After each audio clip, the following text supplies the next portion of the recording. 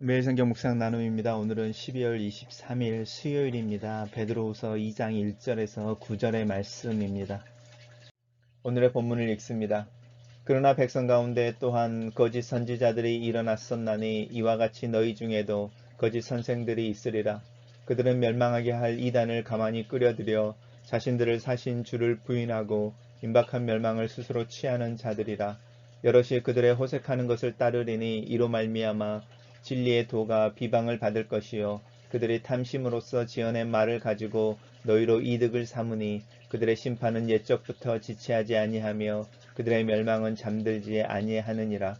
하나님의 범죄한 천사들을 용서하지 아니하시고 지옥에 던져 어두운 구덩이에 두어 심판 때까지 지키게 하셨으며 옛 세상을 용서하지 아니하시고 오직 의를 전파하는 노아와 그 일곱 식구를 보존하시고 경건하지 아니하는 자들의 세상에 홍수를 내리셨으며 소돔과 고모라 성을 멸망하기로 정하여 죄가 되게 하사 후세에 경건하지 아니할 자들에게 본을 삼으셨으며 무법한 자들의 음란한 행실로 말미암아 고통당하는 의로운 롯을 건지셨으니 이는 이 의인이 그들 중에 거하여 날마다 저 불법한 행실을 보고 들음으로 그 의로운 심령이 상함이라.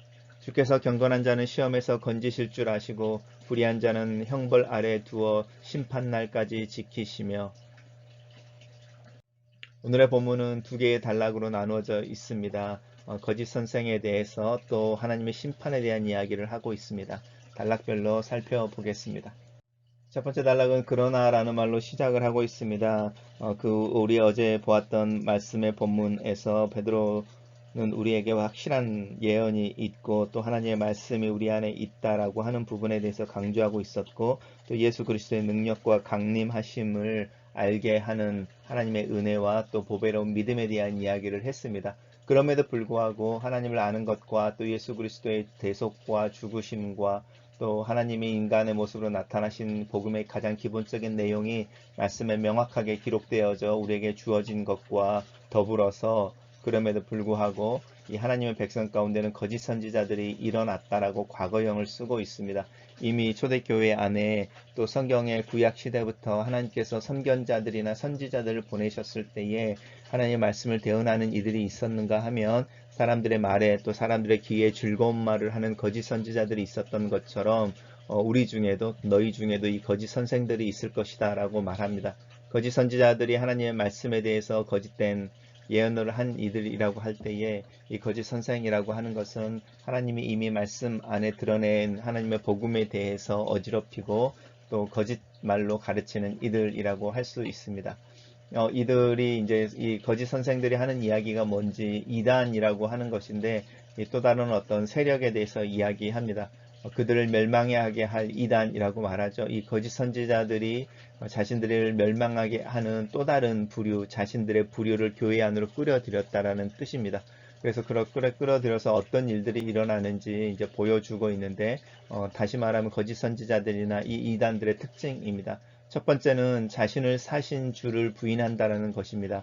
자신들을 샀다라는 이야기는 대속했다는 뜻이니까 십자가에서 예수 그리스도께서 우리의 죄를 대신하여 죽으신 그 사실을 부인하는 이들입니다. 그래서 우리가 우리 주변에 있는 대표적인 이단들은 예수 그리스도의 메시아와 또 그분의 죽으심의 대속의 죽으심의 완성 또 그 완벽함 더 이상 필요하지 않는 또 다른 것이 필요하지 않다고 말하는 그 사실을 부인하는 것이 이단들의 특징입니다. 그래서 그들은 이 대속의 죽음에 대해서 부인하니까 스스로 그 대속의 죽음을 부인함으로 말미암아 자신들에게 주어지는 심판을 받고 있는 이들이 되는 것이죠.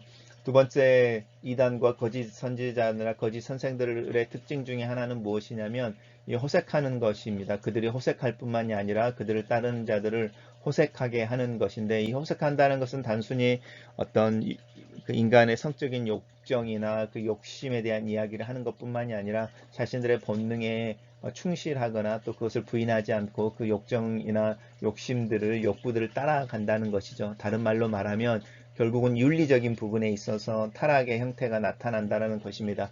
그래서 그 결과가 있는데 그 결과는 진리의 도가 비방을 받게 되는 것이죠. 왜냐하면 교회 안에서 시대가 요구하는 윤리보다 훨씬 더 낮은 수준의 일들이 일어나게 함으로 말미암아 복음에 대해서 또 교회에 대해서 비난을 받게 하는데 오늘날도 일반의 교회 안에 이런 많은 요소들이 나타나고 있는데, 첫 번째라고 하는 부분, 자신을 사신 주를 부인한다라고 하는 부분이 신학의 문제, 또 믿음의 문제라고 이야기할 때 그 결과로 인해서 임박한 멸망을 스스로 취한다. 왜냐하면 예수 그리스도께서 자신들을 위해서 죽지 않았으니까, 예수 그리스도의 죽음이 없었다면 자신들이 받아야 되는 그 심판을 자신들이 받게 되어지는 것이 결과라고 한다면, 두 번째, 이단이나 거짓 선생들의 특징은 윤리적으로 타락하는 부분입니다. 그래서 오히려 복음을 또 교회를 비방하고 또 비방받게 하는 것입니다.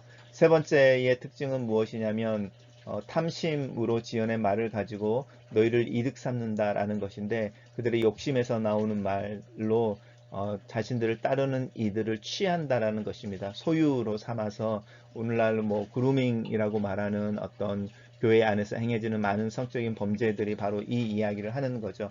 또 우리가 알고 있는 초자연적인 또 카리스마가 있는 리더들이라고 하는 사람들이 그들을 추종하고 따르는 교인들을 거의 어떤 자신들의 이 수단으로 삼아서 자신들의 말을 들어야 하고 자신들이 하라는 대로 해야 되는, 자신들을 위해 존재하는 이들로 만들어서 그 성도들을 착취하고 있는 듯한 그런 소문이나 소식들을 듣게 되어질 때 이 세 번째의 동기의 모습이 나타납니다. 그리고 이들에 대해서는 이 심판이 곧 올 것이며 그들의 멸망이 결코 물러가지 않는다라고 말하고 있습니다. 단락을 요약해 보겠습니다. 저는 이 단락을 하나님의 백성 중에 거짓 선지자, 거짓 교사들이 있다. 그들은 하나님을 부인하고 자신의 욕심에서 나오는 말로 하나님의 백성을 꾀이지만 그들은 심판을 받게 될 것이다. 이렇게 요약했습니다. 두 번째 단락에서는 이제 첫 번째 단락에서 이단과 거짓 선지자 또 거짓 교사들이 하나님의 심판 앞에 그 심판을 벗어나지 못하고 그 심판이 속히 올 것이다 라고 말하는 것에 대한 증거로서 이미 하나님께서 과거에 죄에 대해서 얼마나 단호하게 행하셨는지를 이렇게 증거로 제시하고 있는 게 두 번째 단락이라고 할 수 있습니다. 그래서 하나님의 죄에 대해서 단호하게 징계하시고 심판하셨던 이제 예를 들고 있는데, 그 첫 번째가 이제 범죄한 천사들에 대한 이야기입니다. 범죄한 천사들을 용서하지 아니하시고라고 말하고 있습니다. 이들에 대한 심판은 지옥에 던져져 어두운 구덩이에서 심판의 때를 기다리고 있다라고 말하는 부분이었고요. 두 번째가 이제 바로 이 노아의 홍수에 대한 이야기입니다. 옛 세상을 용서하지 아니하시고라고 말하는 하나님의 단호한 죄에 대한 단호한 태도를 다시 표현하고 있습니다. 이 옛 세상이라고 하는 부분은 우리가 살고 있는 이 지금 현재 세상이 노아의 홍수 이후에 이어진 세상이어서 이 노아의 홍수를 기준으로 그 전 세상을 옛 세상이라고 부르고 있습니다. 그리고 이제 세 번째에 그 하나님의 죄에 대해서 정확하게 심판하시는, 용서하지 아니하시고 심판하는 게 이 소돔과 고모라의 모습입니다. 그래서 하나님께서 멸망하기로 정하셨다라고 말하는 이 표현이 사실은 용서하지 아니하시고라는 표현의 또 다른 표현인 거죠. 그리고 그들에 대한 의도는 정확합니다. 그래서 후에 경건하지 않은 자들에게 본으로 삼으셨다라고 말하는 부분이 첫 번째, 두 번째, 세 번째 어떤 예의 핵심 내용이라고 할 수 있습니다. 그러면서 이제 우리가 조금 이해하기 어려운 부분이 의로운 롯을 건져내셨다 이렇게 말하는데, 이 앞에 이 고통당하는 이라는 표현을 형용사를 한 번 더 살펴보십시오.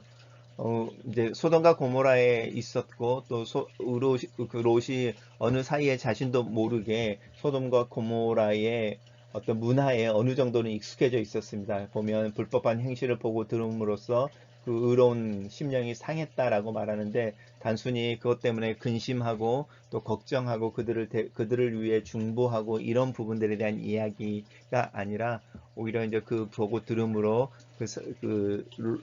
롯이 아브라함과 같이 있었을 때보다 훨씬 더 그 의로운 심령이 이제 약해지고 또 그 의로운 심령이 상해지는 부분에 대한 이야기를 하고 있는데, 여전히 롯은 이 소돔과 고모라 사람들과 달랐던 특징이 하나 있는데, 예를 들어서 하나님 보내신 천사들이 소돔과 고모라의 성에 들어갔을 때에 롯이 그 천사들을 손님으로 인식하고 자기 집에 초대하여 머물게 하는 게 있습니다. 우리가 아브라함을 이야기할 때에 아브라함의 의로움의 가장 큰 특징이 손님을, 나그네를 대접한다는 것이었는데, 롯 또한 그 나그네를 대접하는 모습을 볼 수 있습니다. 그래서 이 의롭다라고 말할 때 거룩하다 또 완벽하다 이런 뜻이 아니라 이 소돔과 고모라 사람들과 달리 그래도 하나님의 말씀 앞에 그 말씀을 따라 살려고 애를 쓰는 사람이었다라는 것이고요. 그것이 나그네를 대접하는 아브라함과 같은 모습의 롯으로 묘사가 되어지고 있습니다. 그러면서 이제 마지막으로 이야기하는 게 경건한 자는 시험에서 건지시는 하나님, 그렇지만 불의한 자는 형벌 아래 두어 심판날까지 분명하게 지키신다라는 건데, 이것은 하나님이 우리가 죄를 지었을 때 즉시 그 죄를 옛날처럼 바로바로 반응하시는 것이 아니라 이 심판날이라고 하는 때가 있어서 그 때까지 이제 지키신다고 하는 부분이 이렇게 킵한다는 뜻이죠. 이렇게 보호해 준다는 뜻이 아니라 이제 이 심판의 날이 오는데 그때까지 유예해 주신다, 이제 이런 뜻입니다. 단락을 요약해 보겠습니다. 저는 이 단락을 하나님을 거역하고 범죄한 이들은 하나님께서 준엄하게 심판하시고 경건한 자는 시험에서 건지신다, 이렇게 요약해 봤습니다. 묵상 포인트입니다. 이단과 이교는 다른 것이다. 하나님을 대적하고 하나님의 백성을 꾀어 하나님으로부터 멀어지게 하는 것은 이교가 아니라 이단이다. 차라리 이교는 다른 것이어서 분명하게 차이가 난다. 이단은 자신을 하나님의 사랑으로 가장하여 하나님을 섬기는 것이 아니라 자신의 욕망과 욕심을 섬긴다. 이것이 바로 이단 또 거짓 선지사, 거짓 교사의 특징이다. 그리고 그들이 가지고 있는 증거가 있다. 첫 번째 증거는 주님을 부인하는 것이다. 이 교회 신자들처럼 주님을 거절하는 것이 아니다. 이단과 거짓 가르침이 가르치는 것은 예수 그리스도의 주인 되심을 부인한다. 그리고 그들은 다른 것을 주인으로 섬긴다. 이것은 예수 그리스도를 첫째로 두지 않는 가르침이라는 뜻이다. 이것이 이단과 거짓 가르침의 첫 번째 증거이다. 두 번째 증거는 호색하는 것이며 다른 성도들을 도덕적 타락으로 인도하는 것이다. 교회 내의 이단의 결국은 부의 축적이며 하나님의 이름으로 다른 사람들 위해 군림하는 권력자의 모습으로 나타난다. 교회를 도덕적으로 타락시키고 신자들의 삶들을 망가뜨리고 자신의 소유로 삼는 태도와 행동은 모든 이단의 교주들이 보여주는 모습이기도 하다. 세 번째 증거는 그들의 마음속에 있는 탐심, 욕심이다. 결국 하나님을 대적하고 하나님의 이름으로 자신들의 이익을 추구하는 것은 그들의 안에 있는, 그들의 마음에 있는 욕심 때문이다. 이 보이지 않는 욕심을 하나님은 보고 계신다. 그리고 그들의 심판은 곧 임하며 결국 임하며 하나님의 심판대 앞에 그들은 서게 될 것이다. 모든 신자들의 마음속에는 이 욕심과 욕망 때문에 하나님을 올바로 믿지 않고 섬기지 못하는 이단의 가능성을 가지고 있다. 이것은 성도의 마음 깊은 곳에 자리 잡고 있는 죄의 관성이기도 하다. 내 안에도 변질이나 변절의 가능성이 있다는 것을 자각한다. 내 안에 나도 어쩔 수 없는 죄의 관성이 있다. 이것을 어쩔 도리가 없다. 그리스도인으로서 시대가 원하는 윤리적인 탁월함을 위해 살아야 하고 섬김과 낮음의 태도를 취하며 살아야 하지만 이것이 쉽지 않다. 유혹은 강력하며 믿음의 변질은 너무나 쉽다. 항상 그 가능성을 인식하고 하나님의 은혜를 의지하는 것이 필요하다. 하나님의 심판은 준엄하다. 공의의 하나님께서는 죄에 대해 단호하시다. 이것으로 인해 하나님을 두려워해야 하는 것이 마땅하다. 내 안의 죄, 내 삶 속의 죄 때문에 근심하고 두려워하는 마음이 없는 것이 문제이다. 죄에 대한 무감각보다 더 무서운 것은 하나님의 죄에 대한 진노에 대한 무감각이다. 노아의 홍수 이야기가 하나의 전설로 여겨지고 소돔과 고모라가 오래된 이야기로만 여겨질 때 하나님의 백성인 이스라엘의 바벨론 유배와 고난의 이야기를 경고로 삼지 못하는 내 모습, 그 모습이 하나님 앞에서 두려워지는 아침이다. 오늘 아침에 공의로우신 하나님 앞에 서 있습니다. 내 마음 깊은 곳에 아직도 거칠게 움직이고 있는 죄의 관성을 봅니다. 나의 이기적인 모습과 순간 변해버리는 감정과 동기의 문제를 인정합니다. 언제든지 타협할 수 있고 내 자신의 이익을 위해 윤리적인 탁월함을 버릴 수 있는 내 연약함을 하나님 앞에 내어놓습니다. 말씀을 묵상하면서 그 묵상한 말씀이 내 삶의 굵은 뼈대를 형성할 수 있기를 기도합니다. 하나님의 은혜와 도우심이 필요합니다. 예수 그리스도의 대속의 죽음과 그 죽음을 통해 내 귀에 들린 하나님의 사랑과 용서의 음성을 듣습니다. 나로 그 믿음의 고백 위에 서게 하시고 내 스스로 어떤 것도 이 그리스도의 죽음과 하나님 사랑 위에 더하지 않게 하시옵소서. 혼돈의 시대를 살고 있습니다. 온라인과 인터넷을 접해 듣는 정보와 설교의 양이 많아질수록 너무 쉽게 내 귀에 즐겁고 내 마음에 맞는 메시지를 찾아 듣게 됩니다. 가짜 뉴스와 가짜 가르침, 건전한 상식과 교회의 오랜 가르침과 정통성을 부정하는 매혹적이고 자극적인 소리에 마음이 쏠립니다. 하나님 나에게 분별의 영을 허락하소서. 그리스도의 몸된 교회의 중요성을 인식하게 하소서. 거짓과 은밀한 왜곡, 그 뒤에 숨은 탐욕과 자기중심적인 영적 이기심과 영웅주의를 직시할 수 있는 직관의 지혜를 허락하여 주시옵소서. 나는 이 어둡고 혼돈의 시대에 그리스도의 복음을 붙잡기를 원합니다. 낮아지고 섬기고 내 약함을 자랑함으로 하나님의 능력이 나타나기를 원합니다. 내가 순전한 복음 위에 서며 그 복음을 살아낼 수 있도록 나를 보호하시고 가르치시고 인도하여 주시옵소서. 예수님 이름으로 기도합니다. 아멘.